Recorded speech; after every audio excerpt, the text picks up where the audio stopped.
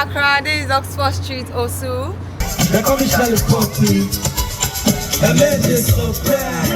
And because there's two women, we might as well just do two clubs. Exactly.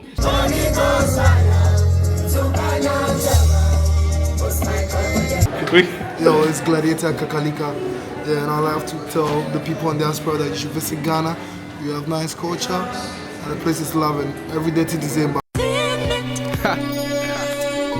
Good morning, world.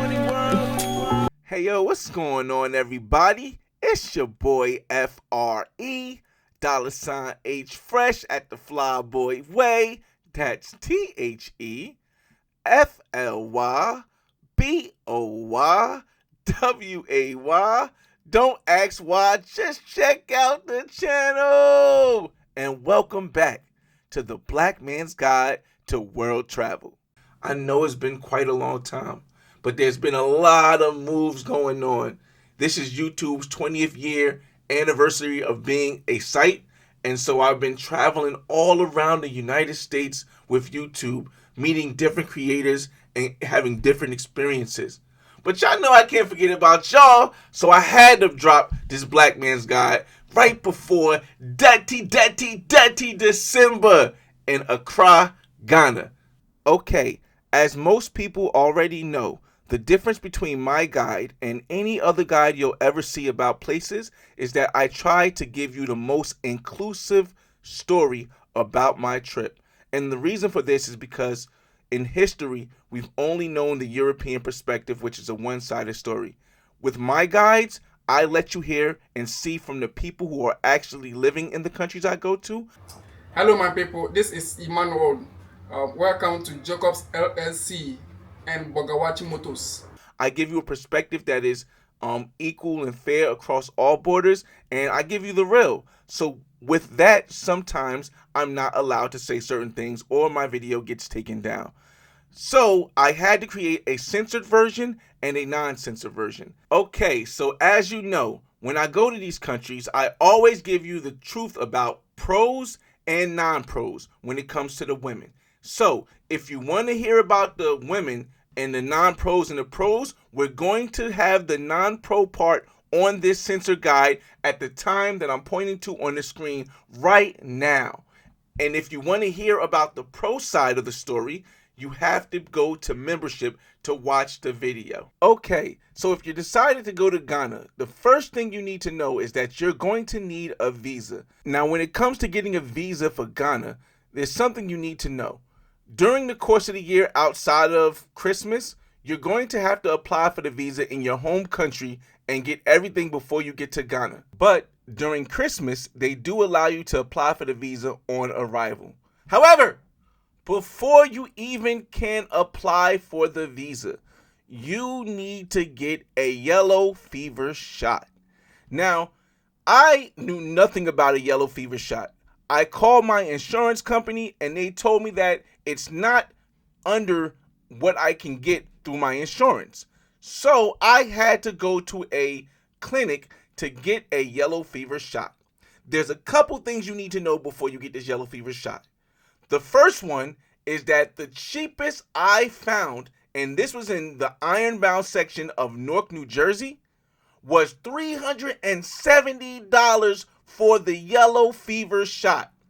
In Montclair, it was $450. In New York, it was $500 something. So again, this is something you want to plan in advance, but once you get the yellow fever shot, they give you all of the information. Now, you can go to maybe another country and get it for cheaper, but the issue with this is that when you have this yellow fever shot, everything on this yellow fever shot has to be correct and in your native language, or you may have a big issue once you arrive in the country. And I saw someone who did have an issue, and I'm not sure they were actually let in the country because maybe the dates are wrong or the name was spelled wrong. So for me, the $370 was well worth it. The second part you need to know about this yellow fever shot is that you may, now I don't know if I can say the word on YouTube, but it may delete you. And it's a small risk. It's only a 0.3 or something like that % risk, but It's something that they didn't tell me until after I paid for the yellow fever shot. Now, in New York, there are two places you can go. You can go to the General Application Center, or you can go to the Premium Application Center. The difference will be in cost and quickness of getting your application approved.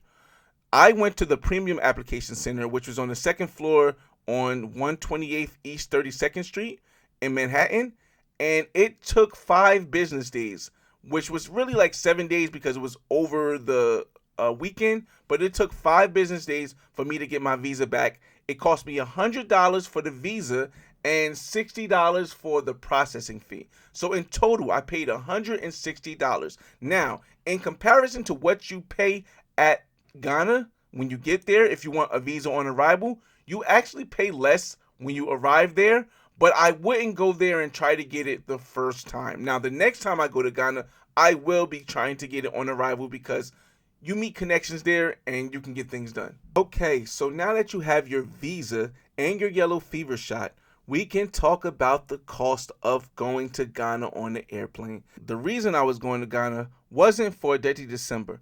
I was going because my female best friend was getting married. Now, as much as I travel around the world, I took the advice of my daughter's mother, who doesn't travel as much, and bought a ticket on Cheapo Air. Now, I will say this. I bought my ticket in about June or July, and it was $2,000, which at the time was the cheapest ticket available, which was cool, I thought.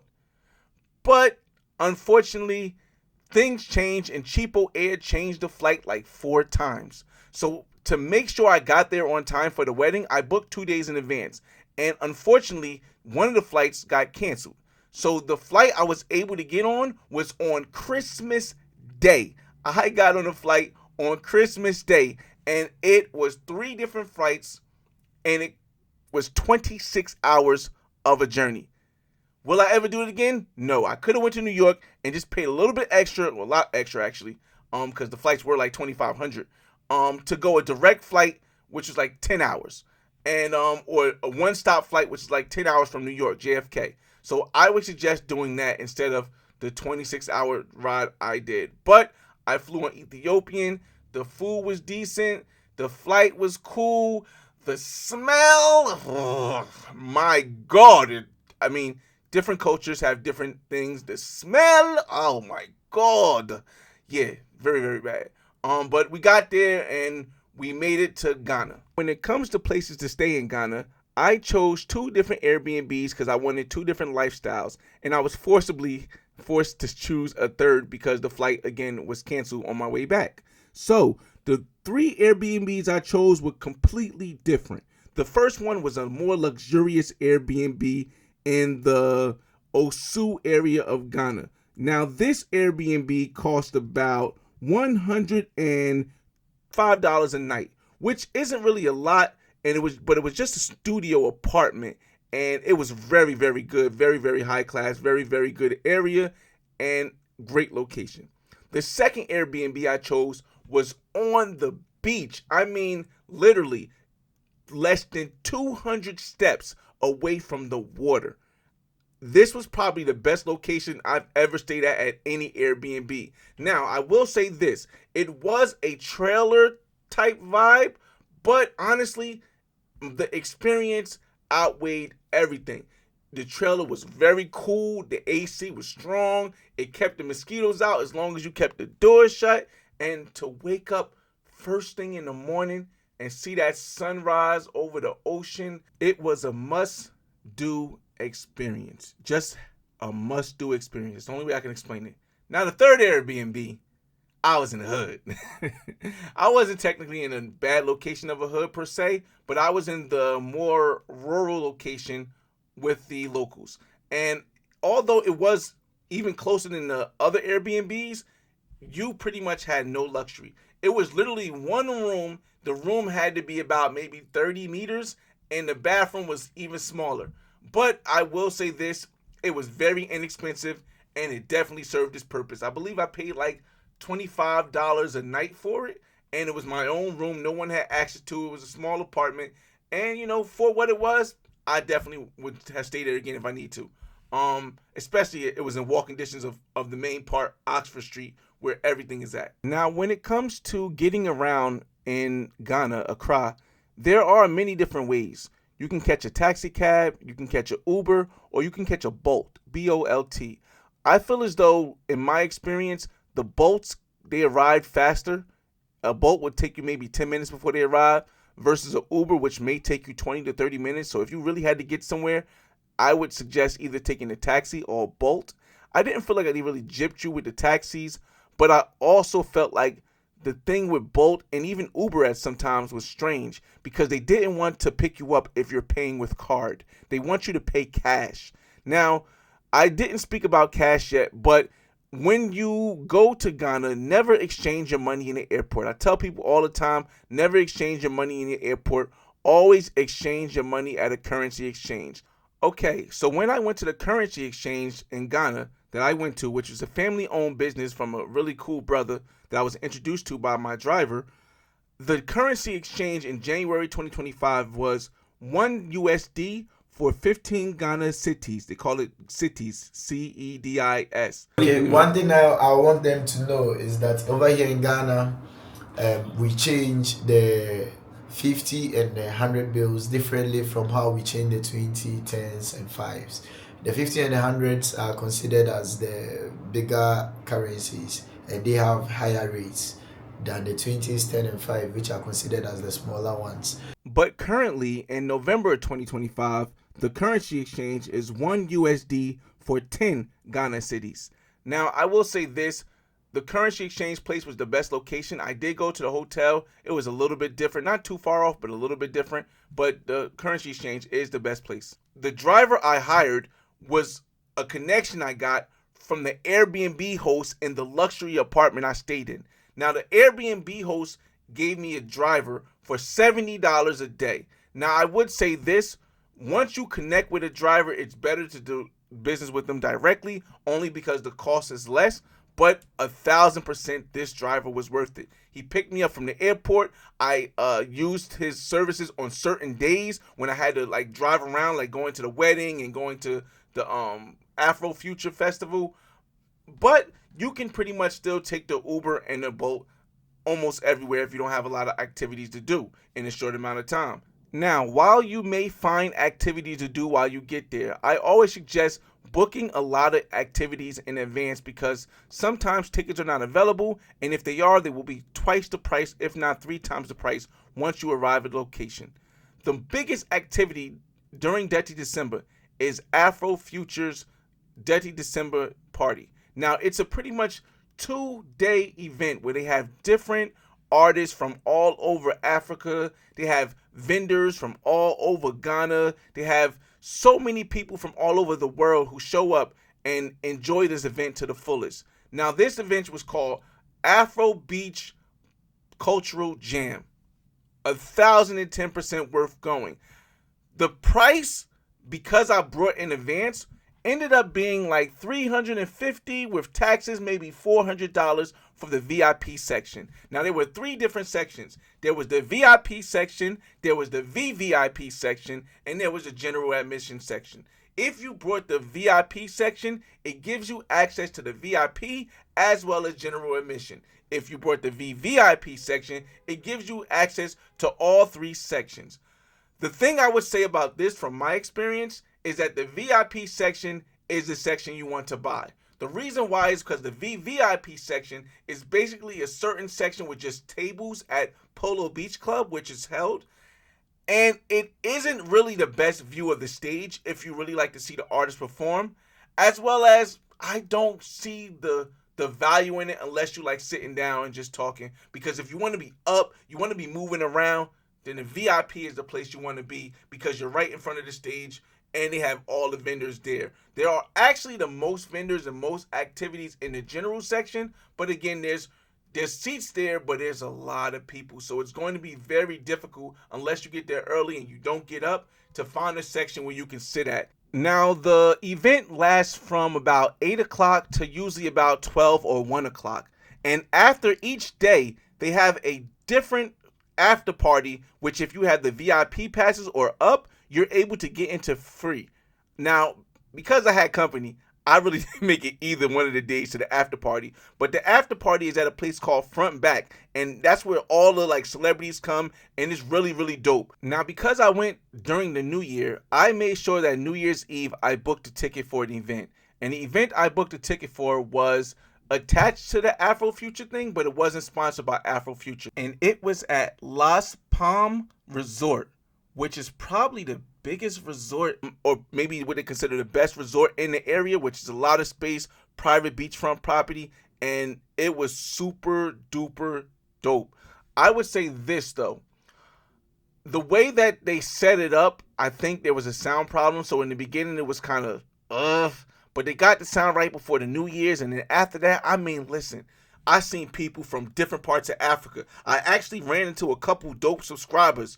I actually also seen some amazingly beautiful American women, some amazingly beautiful French women, and it was just like, oh, this is cool how everybody comes together. It was a more of a touristy vibe versus a local vibe, but you know, I think it was really worth it, and I would just say you should go there if you're going to go there next year. 10, 9, 8, 7, 6, 5, 4, 3, 2, 1.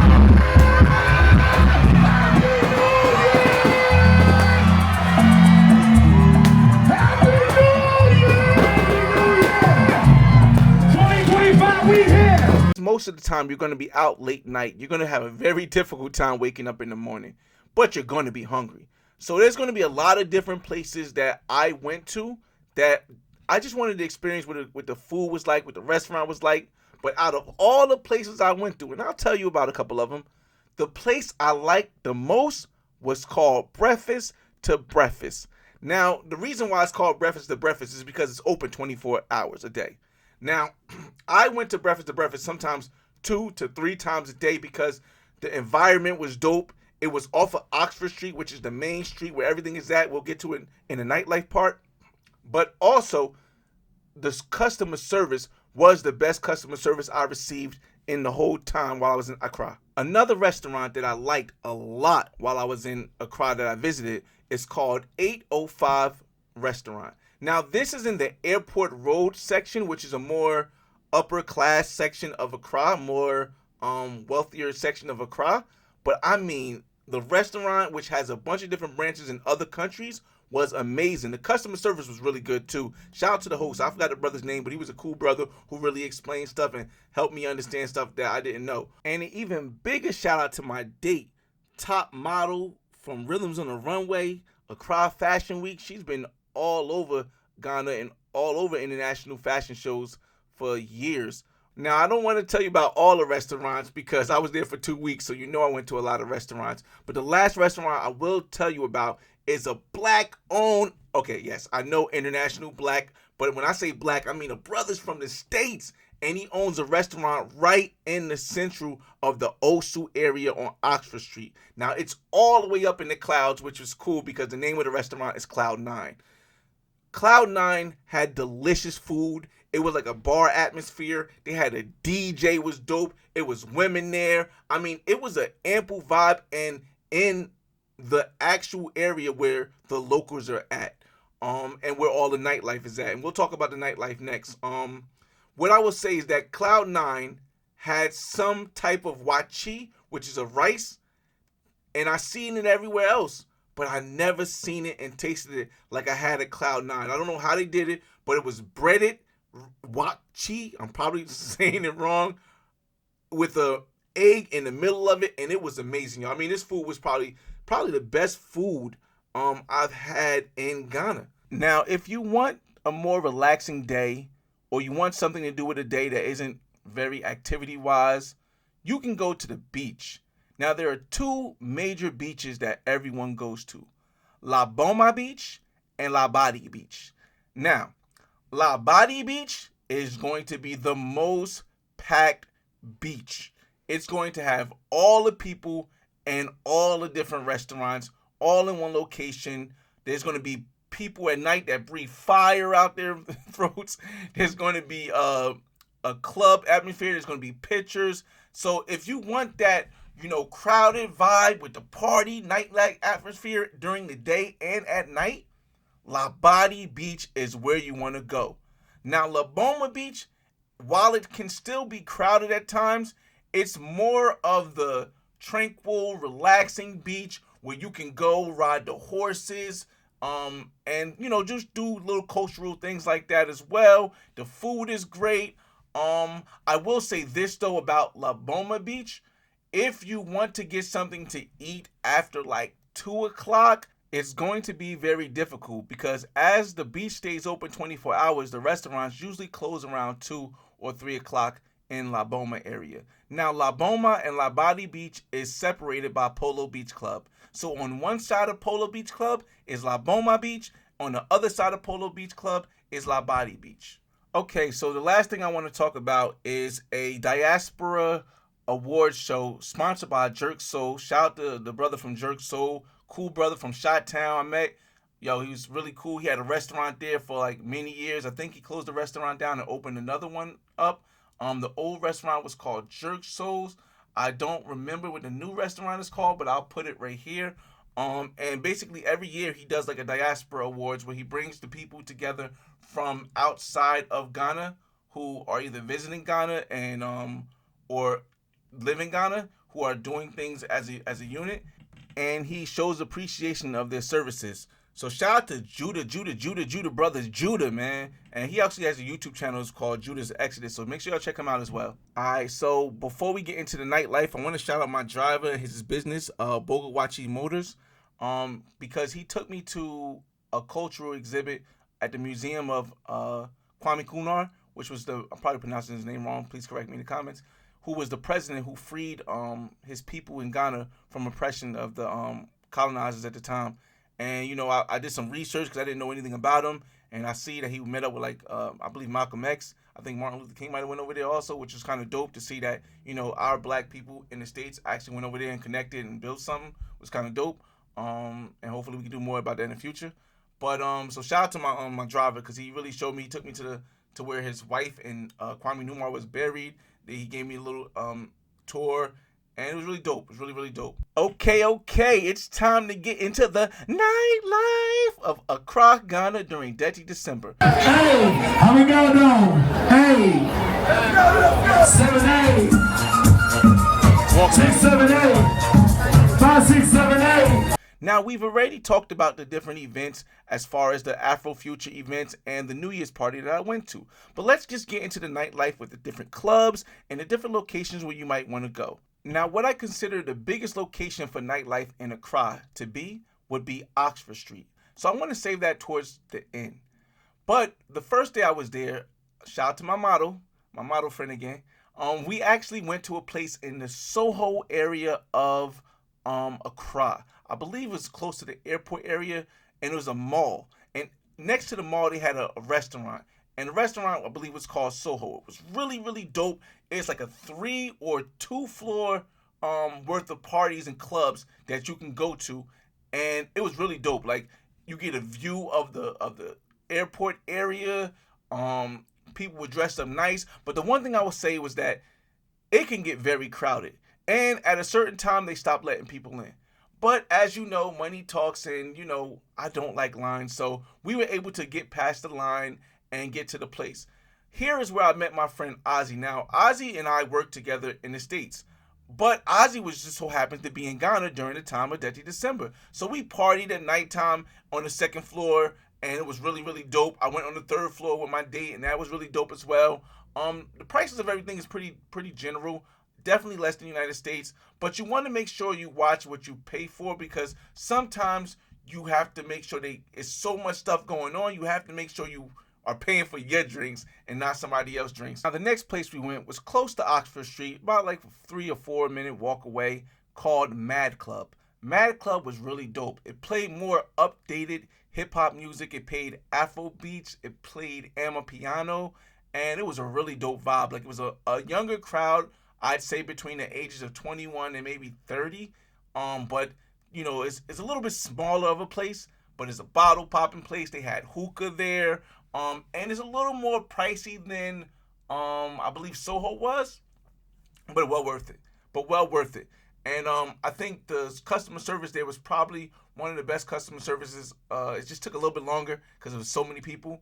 As far as nightlife, so from Mad Lounge, you can walk to Oxford Street. It's safe in my opinion, and both times I did it, I had company. Um, Oxford Street is the place where you're going to see a bunch of different bars, and you would think it's just on the weekend.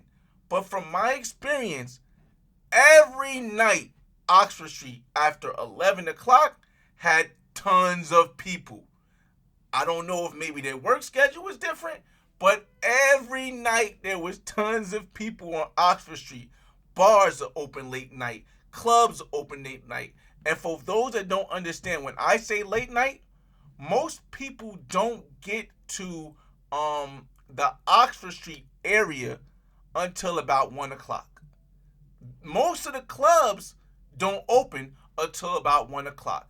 And I was able to meet an amazing woman who took me to a club called Kuno. Now, this club, I'm probably pronouncing it wrong, is one of the bigger, more expensive, more flashy clubs, and is an atmosphere that's smaller, but the celebrities of the area, they go there, and the people with money go there. So when I walked into this club, when I say there was bottles everywhere, it's majorly a section area club. So you want to call in advance because when you get there, I think it's about 3,000 Ghana cities, which is about $150 for a table and a bottle.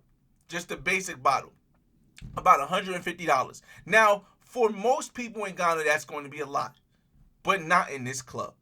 In this club, they were shutting it down. I don't want to say where I think the people were from, but there was multiple tables of people buying bottles after bottles after bottles. Now, when I say this, I mean, for me, it's nothing. We're from the States. We got the money. But to go to Ghana where people would think was, mostly people were just making it or not having a lot of money, and to see people buy 5 bottles, and maybe they got a different price, but 5 bottles at a time at $150 a pop on a Thursday, it's like, okay, there's something going on. But the party atmosphere was super dope. The music was super dope. It was lively. You'll see the people dancing. People really dance here. They wasn't sitting on the corners. And again, if I was to go back to Ghana, I would go back to this club, and I would definitely bring people because we order in the section in advance. Okay, now the last club that I'm going to talk about in the nightlife section before we get to the ladies is a club called Play Club. Outside of the fact that we had to pay an entrance fee because we didn't get a ticket in advance, and when I say we, I bought the twins. But outside of the entrance fee that we had to pay, this was probably my favorite club to go to, not only because it was priced right, but because they brought performers there. There were musicians playing saxophones, and there was so many ladies from so many different places all in the club. I mean, me personally, I really like the fact that for hookah, for drinks, a bottle, and for a balloon, YouTube, just a balloon, it was only $87 in the section. I mean, I kid you not, this is probably the best price I got when I was there for the best experience I got. But again, the name of the club was Play Club in Ghana, and it was definitely an amazing place. I would definitely go again. And while there are women there, I like the vibe of bringing my own vibe. Woo-wee. Okay. So now let's get to the women of Accra, Ghana during Detty December. Well, maybe I shouldn't say the women of Accra, Ghana. I'll just say the women in Accra, Ghana during Detty December. Because one thing I noticed is that there are a lot of women from a lot of other places that are in Accra, Ghana during Detty December. I saw a lot of Nigerian women. I saw a lot of women from Cote d'Ivoire. I even met a woman from Equatorial Guinea, which is the only place in Africa that I believe speak Spanish as their language. And that was really, really dope too, because I've never met anybody from Equatorial Guinea. Hopefully I'm pronouncing that right. So one thing about the ladies in Ghana is, to me, a lot of them are beautiful. On the European standard of the world, there's going to be a lot of people, if you don't like brown-skinned women, who are not going to like the women in Ghana because a lot of them are of that ilk. But in my honest opinion, if you a man and you like curves, 90% of the women in Ghana, I'm talking about Nigerian, Ethiopian that was there, Ghanaian women, are going to have one hell of a body. Now, knowing that I was going to be there for only a short time, I had to pregame and plan a lot of stuff in advance. So I used Tinder to pregame and meet pretty much all of the women that I had in my videos. And the reason for this is because while it was still very easy to meet women outside in the club, again, I think being a United States citizen, let alone being a black United States citizen, which they don't see often, it was definitely a benefit being in Ghana, having that status when it came to getting women. There was not even a question about that. Like, they would just look at me and stare, and then finally they'd say something, and then they realize that, oh snap, he's not Ghanaian, or he's not Nigerian, he's from America, and then they want to know everything. They want to know everything. Because most of the time, you're not going to get a lot of Americans, let alone black Americans, that go to Ghana or go to Africa in general. I also feel that, for me, personality is the most important thing, but it got to be some looks. So the different looks that I chose from in Africa that I met on Tinder, you're going to see I was with the model, hanging out with the model friend. I met two twins who was really cool. I think they were Nigerian. I met a woman who was in college. She was, I want to say, Nigerian and Cote d'Ivoire, something like that. And I met a Nigerian and Ghanaian woman, and also a Ghanaian woman.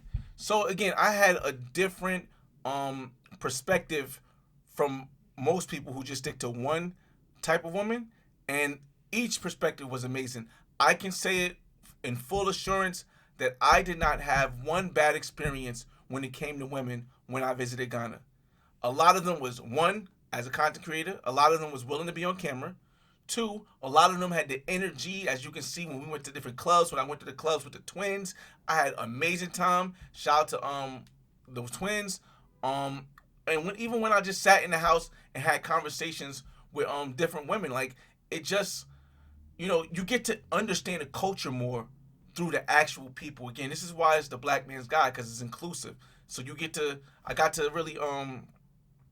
really understand the different cultures that's in Ghana, and understand the women really, they admire us as Black Americans. They really do. Honestly, my experience in Ghana showed that there are a lot of Ghanaians and Nigerians and people just in Africa that admire us Black Americans, to the point where I walked in Osu area, the main area where the locals are at, and I seen pictures of like Tupac and Biggie and Lauryn Hill, and I was like, damn, like, I don't see none of that in the States, like, but it's super dope, and you could get that feeling when it comes to women. You'll get that feeling when it comes to women. Okay, so to go a little bit more into detail about women, I will say this in comparison to other women around the world.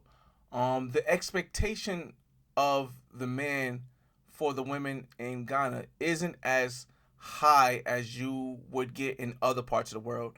What I mean by this is, like, a lot of them just wanted to hang out. They didn't really have to, or felt like they wanted to have to go anywhere. Or if you went to a club, you didn't have to like pop a bottle or spend a bunch of money. I mean, of course, they wanted to go maybe like to eat or something like that, but they wasn't expecting you to take them to like the top restaurant or anything like that. And it wasn't as what's the word I want to use? Hopefully it's not wrong. It wasn't as transactional as a lot of dates are when you come to dating in the world. I felt like when that happens, and like, while some women were offering to like pay for stuff, I feel like it just makes you open up more as a man, And that's one experience I got. I said I'm not going to break apart the differences between the Nigerians or the Cote d'Ivoire women or like that. But I will say that all of them had energy. All of them were not like super. I want this. I want to do this. I want to do this. Take me to a high class restaurant, and you can kind of tell like when you do take a woman to a high class restaurant and she dresses up nice and she's like more shocked about certain things that maybe that's not what they get all the time, and that's how I felt in Ghana. I'm trying to give you guys a more detailed experience about the experience I had with women, so that when you experience it, if you decide to go to Ghana, you'll be like, "Damn, I see what Flyboy was talking about at that time." But 1000%, I had an amazing experience with all women. Hey yo, what's going on, y'all? It's your boy FRE $H Fresh at the Flyboy Way, all platforms. I know y'all looking like, hey yo, what is Flyboy doing? I know there's another part to these videos. Yes, but unfortunately I had to put them behind the paywall because my #1 video, The Black Man's Got to Cartagena, was taken off. And you guys know when I like to tell a story, I like to tell a story the way it is. I don't like to hold stuff back that others may find offensive. And unfortunately, we cannot do that anymore on most platforms. So until I create my website, I had to put all of the rest of the guides that you're going to see in the full version behind the membership. Eventually, I will create a website, and it will be free just for the guides. I have about 12 different guides right now, or 15 different guides right now. I don't know, a lot. So you can subscribe to the membership. I made it only $5 because I think that stops it from being a major issue with YouTube. It's, I guess, something that we kind of worked out. But I hope you guys enjoyed this, and I hope this helped you. That's the reason why I made these videos PG and put them back on for the whole public to see, because I think with information comes safety. And if you get the information, it can help you stay safe when you travel the world. It's your boy FRE $H Fresh at the Flyboy Way. That's TheFlyBoyway. Don't ask why, just check out the channel, and I'll see you on the next video. Peace. Good morning, world.